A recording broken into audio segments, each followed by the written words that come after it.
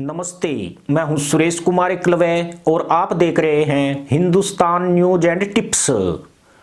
Ukraine पर रूस की कार्रवाई की पूरी दुनिया में आलोचना हो रही है। पश्चिम का मीडिया तो हाथ धोकर राष्ट्रपति व्लादिमीर पुतिन के पीछे पड़ गया है और ऐसी खबरें सर्कुलेट कर रहा है मानो पुतिन 21वीं सदी का हिटलर है। पर पश्चिम के इस प्रोपेगेंडा और आर्थिक प्रतिबंधों से पुतिन झुकेंगे, इसकी संभावना फिलहाल नजर नहीं आती है। बेशक पश्चिमी मीडिया यूक्रेन को हीरो के तौर पर पेश कर रहा है, लेकिन इससे पुतिन के इरादे कमजोर नहीं होंगे।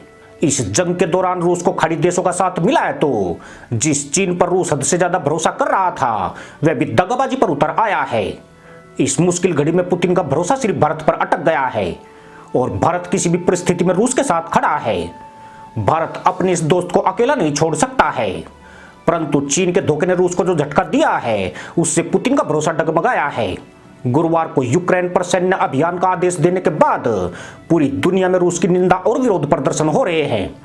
रूस के पुरानी सहयोगी चीन ने धोखा देते हुए निंदा प्रस्ताव पर वोटिंग में शामिल होने से इनकार कर दिया, जबकि रूस को इसकी बिल्कुल भी उम्मीद नहीं थी।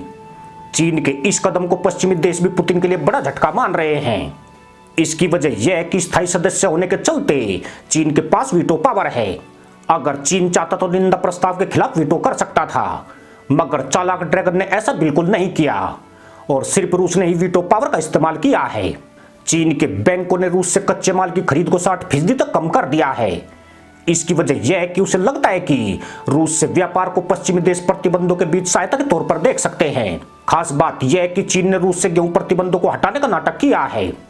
वह रूस से गेहूं नहीं खरीद रहा है। इतना ही नहीं, उसने रूस को आर्थिक और सैन्य मदद से पीछा छुड़ाने के लिए जंग की शुरुआत में बयान दिया था कि रूस को किसी की भी मदद की जरूरत नहीं है। यह चीन का परोक्ष संकेत था कि रूस उससे ऐसी कोई आशा न रखे। चीन के साथ ही रूस के दूसरे सहयोगी तुर्की और हंगरी भी पुतिन के खिलाफ हो गए हैं। रूस पर ईयू की ओर से लगे प्रतिबंधों पर हंगरी सहमत हो गया है, जबकि तुर्की ने मॉस्को के खिलाफ आक्रामक रुख अपना लिया है। ये वही तुर्की है जिसे रूस ने मिसाइल डिफेंस सिस्टम S-400 बेचा है। तुर्की ने धूर्त मुल्ला पॉलिसी का इस्तेमाल करते हुए पाला बदल लिया है और नेटो के साथ एकजुटता से खड़ा हो गया है। राष्ट्रपति रेसेप तैयब एर्दोगन ने एक अंतर्राष्ट्रीय समझौते के कुछ हिस्सों को लागू करने का फैसला किया है, जिससे भूमध्य सागर में काला सागर तक कुछ रूसी युद्धपोतों की आवाजाही सीमित हो जाएगी। यूक्रेन पर रूसी हमले को तुर्की ने अस्वीकार्य बताया है। उधर रूस में $30 अरब का निवेश करने वाला जर्मनी भी रूस का साथ छोड़कर पाला बदल गया है। वह यूक्रेन को 500 स्टिंगर मिसाइलें और 1000 एंटी टैंक सिस्टम दे रहा है। कहा जा रहा है कि चीन ने अपने पालतू उत्तर कोरिया को खामोश रहने को कहा है, यानी ड्रैगन उसे रूस और यूक्रेन मसले से दूर रहने की हिदायत दे रहा है। गुरुवार को रूसी हमले के बाद उत्तर कोरिया ने सैन्य परेड निकालकर अपनी ताकत दिखाई थी, मगर अब वह पूरी तरह शांत होकर बैठ गया है। यानी जिन देशों पर पुतिन भरोसा कर रहे थे उनमें सिर्फ बेलारूस और भारतीय ऐसे देश बचे हैं जो उसका कभी साथ नहीं छोड़ सकते हैं। हालांकि भारतीय मीडिया रूस के एहसानों को भूलकर पश्चिमी मीडिया के प्रभाव में बह रही है, मगर हर राष्ट्रवादी का समर्थन पुतिन और उसके देश के साथ है। यूक्रेन की जंग के बाद रूस को अपने दोस्तों और धोखेबाजों की भी पहचान हो जाएगी। चीन दोनों तरफ से सवारी करता दिख रहा है।